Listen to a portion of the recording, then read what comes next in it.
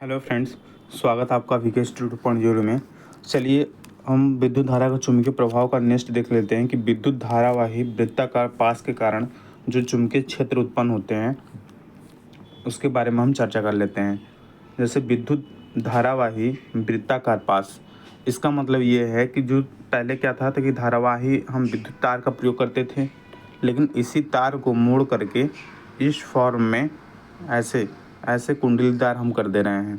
ठीक है, तो इस कंडीशन में जब मोड़ कर देंगे तो क्या बनेगा, इसके बारे में चर्चा करेंगे। ठीक है, तो अब तक हमने किसी सीधे विद्युत धारावाही है ना, बताया था ना, किसी विद्युत धारावाही चालक के कारण उसमें चारों ओर उत्पन्न चुंबकीय क्षेत्र का पैटर्न देखा है। जो जैसे एक सीधी जो विद्युत धारावाही ये रही धारावाही चालक, इसके बारे में पढ़ा था, लेकिन इसको क्या करेंगे, वृत्ताकार फॉर्म में कन्वर्ट कर देंगे, मोड़ ले लेंगे। मान लीजिए इस तार को मोड़कर यहाँ पर तार को मोड़कर एक वृत्ताकार पास लूप बनाया गया है। ये जो है ये हमारा क्या है, वृत्ताकार एक पास लूप बनाया गया है ना। और फिर उसमें क्या करते हैं, फिर उसमें हम करेंगे विद्युत धारा प्रवाहित। ठीक है, फिर क्या करेंगे, विद्युत धारा प्रवाहित करते हैं, तब इसके द्वारा उत्पन्न चुंबकीय क्षेत्र कैसा प्रतीत होगा। मान लीजिए इसमें जब देख रहे थे हम एक धारावाही था, ये दो विद्युत धारावाही जो चालक था, लेकिन ये सीधी थी। कैसी थी, सीधी थी। जब ये सीधी थी तब इसमें हम प्रवाहित कर रहे थे, तो कैसा हो रहा था, तो सीधी थी, प्रवाहित कर रहे थे तो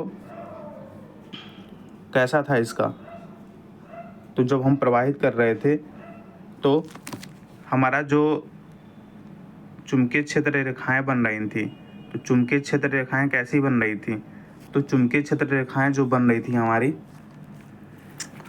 कैसे बन रही थी, हम उस समय पढ़े थे तो वो संकेंद्रित हो रही थी। कैसे हो रही थी दोस्त मेरे, उस समय जब हम पढ़े थे तो उसका जब पढ़े थे कि उसमें जो प्रवाहित जो धारा होगी किसमें, किसी विद्युत धारा वाले चालक की, जो एक सीधी रेखा में प्रवाहित हो रही है, तो उसका कैसे हमने देखा था कि उसका जो चुंबकीय क्षेत्र होगा ना, तो कैसा था चुंबकीय क्षेत्र उसका कैसा होगा, तो चुंबकीय क्षेत्र जो होता था वो क्या होता था, संरेखीय होता था, सन केंद्रीय, है ना। चलिए, लेकिन हम इसमें जानेंगे कि यदि हम इसको क्या कर दे रहे हैं, तार को मोड़कर एक वृत्ताकार फॉर्म बना दे, लूप बना, उसमें धारा कैसे प्रवाहित होगी। किसी विद्युत यहाँ देखिए, किसी विद्युत धारावाही है ना चालक के कारण, क्या, किसी विद्युत धारावाही चालक के कारण उत्पन्न चुंबकीय क्षेत्र है ना। देखिए, किसी विद्युत धारावाही चालक के कारण उत्पन्न चुंबकीय क्षेत्र उसके दूरी के व्युत्क्रम पर निर्भर करता है। ये इंपॉर्टेंट है, ये लाइन इंपॉर्टेंट है। पूछेगा कि किसी विद्युत धारावाही चालक के कारण उत्पन्न चुंबकीय क्षेत्र किस पर निर्भर करता है, तो उसकी दूरी पर निर्भर करता है। कैसे, चुंबकीय क्षेत्र जो होता है ना, ये इन्वर्सली प्रोपोर्शनल टू 1/d के होता है। यानी अगर हम डिस्टेंस बढ़ा देंगे ना, डिस्टेंस बढ़ाएंगे तो चुंबकीय क्षेत्र हमारा क्या होगा, कम होगा। क्या होगा, कम होगा। यदि डिस्टेंस हम घटा देंगे तो इफेक्ट जो होगा, चुंबकीय क्षेत्र जो होगा, ये चुंबकीय जो क्षेत्र होगा वो क्या होगा, ज़्यादा हो जाएगा। क्या हो जाएगा, ज़्यादा हो जाएगा। क्लियर है ना। इसके बाद देखिए, इसी प्रकार किसी विद्युत धारावाही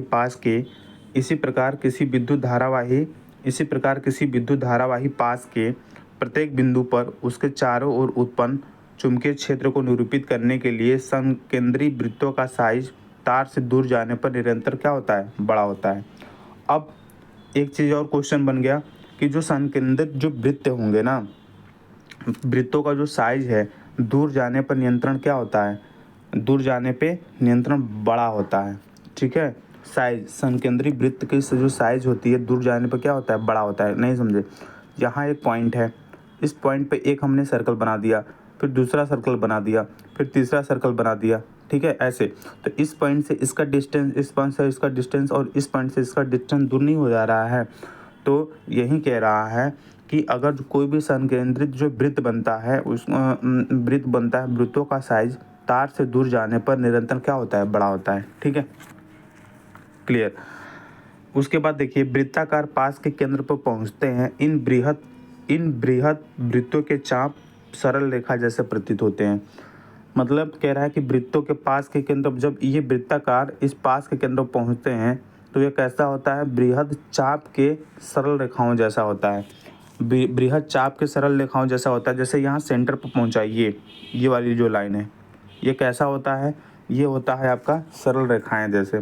तो क्वेश्चन पूछेगा, क्या पूछेगा कि जो वृत्ताकार पास में जो चुंबकीय क्षेत्र उत्पन्न होता है केंद्र पर, वो बृहद तो कैसा होता है, तो बताएंगे कि सरल रेखाओं जैसा प्रतीत होगा। कैसा प्रतीत होगा, सरल रेखाओं जैसा प्रतीत होगा।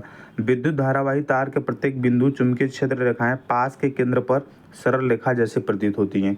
तो जो चुंबकीय रेखाएं बनेंगी, तो जो पास के केंद्र होगा, यहाँ पे पास के केंद्र पर जो चुंबकीय रेखाएं जो बनेगी, कैसी बनेगी, एक सरल रेखा जैसे प्रतीत होने लगती है।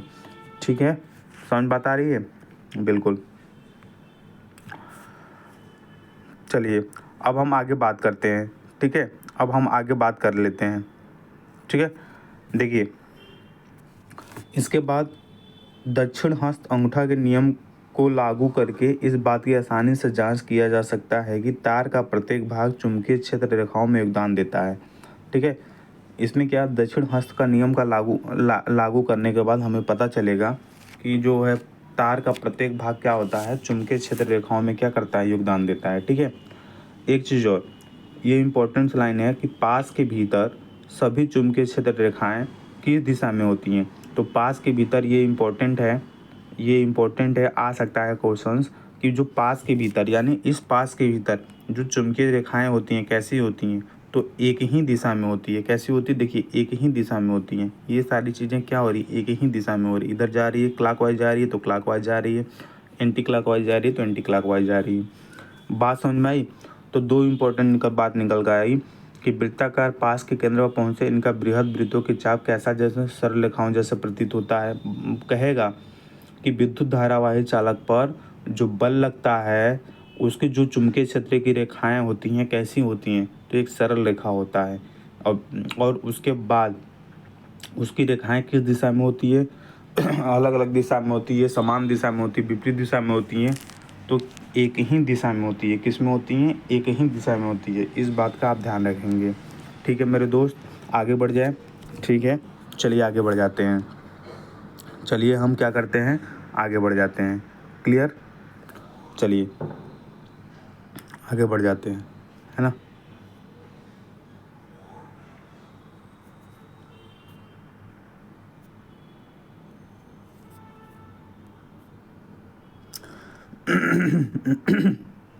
सॉरी फ्रेंड, अब देखिए एक इम्पोर्टेंस और यहाँ टर्म देखिए अब। ठीक है, एक इम्पोर्टेंट और टर्म देख लीजिए। देखिए यहाँ कह रहा है कि जो हमारा चुंबकीय क्षेत्र है ना, देखिए जो हमारा चुंबकीय क्षेत्र प्रवाहित धारा पर अनुलोम निर्भर करता है, प्रवाहित धारा पर अनुलोम निर्भर करता है। जो हमारा चुंबकीय क्षेत्र है, चुंबकीय क्षेत्र से मान लीजिए 20 से हम प्रदर्शित करें तो ये कैसे, अनुलोम का मतलब होता है डायरेक्टली प्रोपोर्शनल टू धारा के अनुक्रमानुपाती होता है। ठीक है, मतलब इसमें है कि अगर हम विद्युत धारा का फ्लो अगर हम बढ़ा दें तो मैग्नेटिक इफेक्ट हमारा क्या है, बढ़ जाएगा। यानी जो है चुंबकीय क्षेत्र हमारा बढ़ जाएगा जब हम करंट को बढ़ा देंगे। ठीक है, इसकी बात कहने का मतलब ये है, हमारे पास n फेरों वाली कोई कुंडली हो तो उत्पन्न चुंबकीय क्षेत्र परिमाण में एक फेरे द्वारा उत्पन्न चुंबकीय क्षेत्र की तुलना में n गुना प्रबल होगा। इसका मतलब जितना ज़्यादा हमारा n फेरों की संख्या होगी उतना ही ज़्यादा हमारा चुंबकीय क्षेत्र के परिणाम में बदलाव आएगा, यानी बढ़ेगा। ठीक है, तो n फेरो की कुंडली में जो उत्पन्न चुंबकीय क्षेत्र होगा वो n गुना क्या होगा, अधिक प्रबल होगा। क्लियर हो रही है मेरी बात। ठीक है, तो ये इम्पोर्टेंट है, लाइन याद रखिएगा। अब देखियो, इस कारण प्रत्येक फेरे में विद्युत धारा के प्रवाह की दिशा, देखिए यहाँ पर कह रहा है फेरों में विद्युत धारा की जो प्रवाह की दिशा है क्या होती है, एक प्रवाह की दिशा समान है ना। अब व्यष्टिगत फेरों के चुंबकीय क्षेत्र संयोजित किए जाते हैं, इसमें क्या होता है, विद्युत धारा के प्रवाह की दिशा समान होती है, ये हमने बता दिया। तो आपको समझ में आ गया कि चुंबकीय क्षेत्र में किसी विद्युत धारावाही चालक पर जो बल लगता है कैसे लगता है, क्या क्या ये है ना। और ये वृत्ताकार पास के लिए था, है ना। तो वृत्ताकार पास के लिए ये बात समझ में आ गई। और इससे ज़्यादा नहीं पढ़ना। मैं बताऊँगा आपको, अगर टाइम मिले तो पढ़ लीजिएगा, लेकिन मेरे हाथ जोड़ कर रिक्वेस्ट है भैया, जो एनसीईआरटी का लाइन बाय लाइन है वहीं आप पढ़ कर जाइए। मैं अपना वादा करता हूँ 100% डेफिनेटली क्वेश्चन फंसेगा। ठीक है, हम आगे बढ़ते हैं। अब देखिए, सरल रेखा में हो गया, ये वृत्ताकार पास में अब चुंबकीय क्षेत्र कैसे उत्पन्न हो गया। अब हम परिनालिका की बात करेंगे। किसकी बात करेंगे? अब हम किसकी बात करेंगे? परिनालिका की बात करेंगे। चलिए आगे बढ़ जाते हैं। अब हम किसकी बात करेंगे? परिनालिका की बात करेंगे यहाँ पे। चलिए देखिए, अब हम किसकी बात करेंगे? परिनालिका की। देखिए, परिनालिका में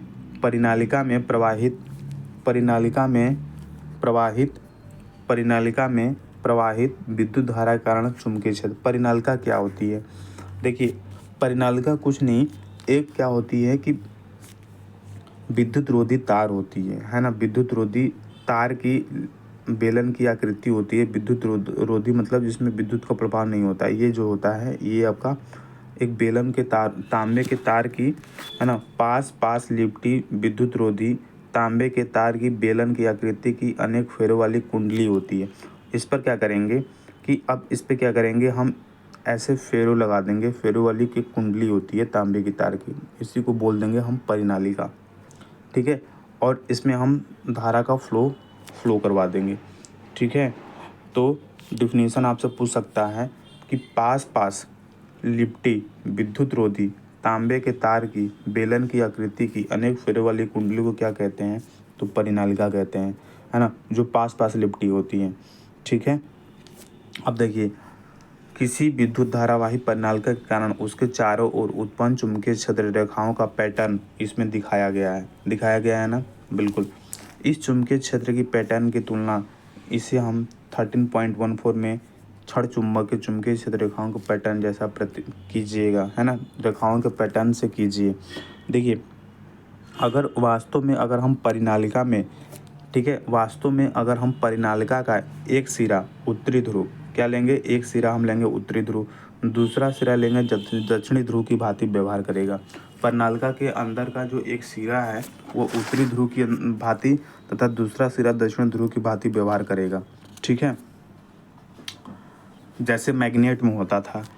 परिनालिका के भीतर चुंबकीय क्षेत्र रेखाएं, अब देखिए इसमें पूछेगा, क्वेश्चंस आया हुआ है, देखिएगा आप जाकर देखिए किसमें, ये आप जा आरआरबी जेई में जाइए, आरआरबी जेई का प्रीवियस ईयर उठाइए। पूछा था कि परिनालिका के भीतर चुंबकीय क्षेत्र रेखाएं कैसी होती हैं? तो समांतर रेखाओं की भांति होती हैं। कैसी होती हैं? तो समांतर रेखाओं की भांति होती है। तो अलग अलग होता है, जैसे एक सीधी रेखा में होती है तो सीधी रेखा में संकेंद्रीय होती है रेखाएं, और जब उसमें वृत्ताकार पास में होती है तो एक सरल रेखा में होता है। लेकिन जब परिनालिका की बात किया जाए तो एक समांतर रेखाएं की भांति होती है। यह निर्दिष्ट करता है कि किसी परिनालिका के भीतर सभी बिंदुओं पर क्षेत्र चुंबकीय क्षेत्र समान होता है, अर्थात परिनालिका के जो भीतर होता है एक समान चुंबकीय क्षेत्र उत्पन्न होता है। अब देखिए, इसमें जो परिनालिका की बात किया जाए तो उसमें क्या होता है कि चुंबकीय क्षेत्र क्या होगा, वो परिनालिका के भीतर जो होता है चुंबकीय क्षेत्र समान होता है। क्या होता है? समान होता है, अलग अलग नहीं होता। क्लियर है? तो ये भी आप ध्यान में रखिएगा। ठीक है, चलिए उसके बाद यहाँ देखिए परिनालिका के भीतर, यहाँ देखिए परिनालिका के जो भीतर है, यहाँ परिनालिका के भीतर उत्पन्न चुंबकीय क्षेत्र का उपयोग किसी चुंबकीय पदार्थ जैसे नर्म लोहे परिनालिका के भीतर रखकर एक चुंबक बनाने में किया जाता है। इस प्रकार बने चुंबक को क्या कहते हैं? विद्युत चुंबक कहते हैं। ठीक है, परिनालिका के भीतर देखिए, ये परिनालिका के भीतर हमने कोई एक क्या रख दिया, कोई एक प्रबल नर्म लोहे का, परिनालिका के भीतर एक नर्म लोहे रख दिया या कोई रॉड रख दिया। ठीक है, समझ बात आ रही है? तो जब उसके जैसे रखने पर उसमें जो हमारा क्या करेंगे, जब हमारा परिनालिका के भीतर हमारा क्या करंट जो फ्लो होगा ना, तो वो कैसा व्यवहार करेगा? विद्युत चुम्बक जैसा व्यवहार करेगा। क्लियर है? चलिए आगे बढ़ जाइए। समझ बात आई? इतनी बात समझ में आई कि नहीं आई है आपको? आई है समझ में? ठीक है। अब देखिए, चुंबकीय क्षेत्र में किसी विद्युत धारावाही चालक पर बल। चुंबकीय क्षेत्र में किसी जैसे चुंबकीय क्षेत्र में किसी भी विद्युत धारावाही चालक पर बल क्या कैसे इफेक्ट करता है, इसके बारे में हम इस पे चर्चा करेंगे। जैसे एक फ्रांसीसी वैज्ञानिक थे आंद्रे मैरी एम्पियर 1775 से 1836, 1775 से 1836, है ना। जो आंद्रे मैरी थे, यह विचार प्रस्तुत किया कि चुम्बक को भी विद्युत धारावाही चालक पर परिमाण में समान परंतु दिशा में विपरीत बल आरोपित करना चाहिए। ठीक है। चुम्बक को भी कैसे करना चाहिए? विद्युत धारावाही चालक पर जो उसका परिमाण में समान परंतु दिशा में विपरीत बलों के लिए आरोपित करना चाहिए। ठीक है, उन्होंने बताया।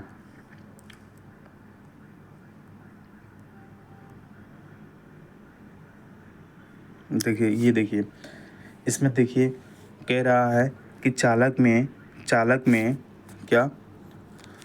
में प्रवाही विद्युत धारा की दिशा उत्क्रमित करने पर, मतलब उत्क्रमित करने पर बल की दिशा भी उत्क्रमित हो जाती है। ये लाइन याद रखिएगा कि अगर हम विद्युत धारा को उत्क्रमित कर दें, यानी विद्युत धारा को उल्टा कर दें, तो हमारी दिशा भी क्या है, उल्टे हो जाएगी। चुंबक के ध्रुवों को परस्पर बदलकर चुंबकीय क्षेत्र की दिशा क्या करते हैं, ऊर्ध्वाधर अधोमुखी कीजिए। मतलब चुंबक के ध्रुवों को परस्पर आपस में जो बदलते हैं तो चुंबकीय क्षेत्र की जो दिशा होती है वो ऊर्ध्वाधर होती है, यानी वर्टिकल होती है। ठीक है। दूसरा देखिए, चालक पर आरोपित बल की दिशा विद्युत धारा की दिशा। देखिए, चालक पर आरोपित जो है बल की दिशा विद्युत धारा की दिशा और चुंबकीय क्षेत्र की दिशा दोनों पर निर्भर करती है। ये इम्पोर्टेंट है, आप इस लाइन को देखिएगा। क्या कह रहा है? कह रहा है कि चालक पर आरोपित बल की जो दिशा है ना, चालक पर आरोपित बल की दिशा विद्युत धारा की दिशा और चुंबकीय क्षेत्र की दिशा दोनों पर क्या करता है, निर्भर करता है। ठीक है। क्षण में विस्थापन उस समय अधिकतम होगा। ये देखिए, क्षण में विस्थापन उस समय अधिकतम होगा अथवा क्षण पर आरोपित बल का परिणाम उच्चतम होगा जब विद्युत धारा की दिशा चुंबकीय धारा की दिशा का क्या है, लंबवत है। तो ये पूछेगा कि चुंबकीय क्षेत्र जो होता है, चुंबकीय क्षेत्र पर लगने वाला जो बल है कब अधिकतम होगा, तो जब विद्युत धारा की दिशा और चुंबकीय क्षेत्र की दिशा जब क्या होगी, एक दूसरे की क्या होगी, लंबवत होगी। जब एक दूसरे के लंबवत होगी तो ये मैक्सिमम होगा। क्या होगा? मैक्सिमम होगा। ठीक है जी, चलिए आगे बढ़ जाइए।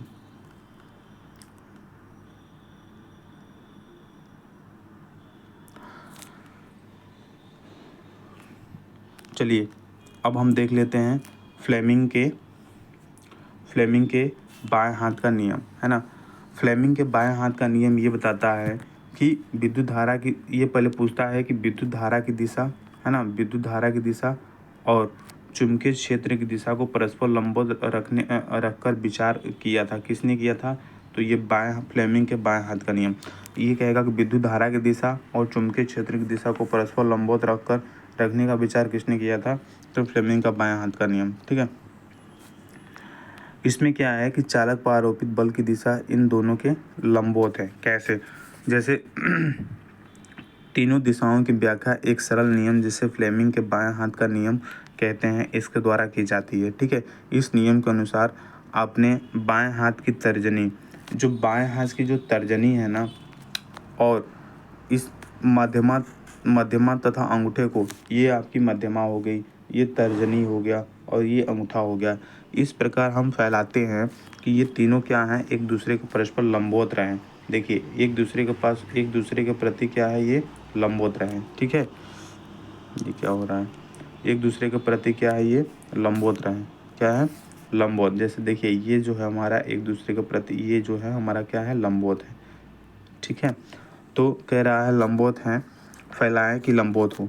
तो जो तर्जनी उंगली है ना, यानी ये वाली उंगली जो तर्जनी उंगली है, ये किसकी दिशा दिखाएगी? चुंबकीय क्षेत्र की दिशा दिखाएगी। मध्यमा चालक और जो मध्यमा उंगली है ये विद्युत धारा की दिशा दिखाएगी। क्या दिखाएगी? विद्युत धारा की दिशा इंगित करती है। लेकिन जो अंगूठा है, तो अंगूठा चालक की गति की दिशा अथवा चालक पर आरोपित बल की दिशा को ओर इंगित करती है। अंगूठा चालक की गति की दिशा अथवा चालक पर आरोपित बल की दिशा को दर्शाती है। क्लियर हो रहा है ना बात? क्लियर हो रहा है? बिल्कुल।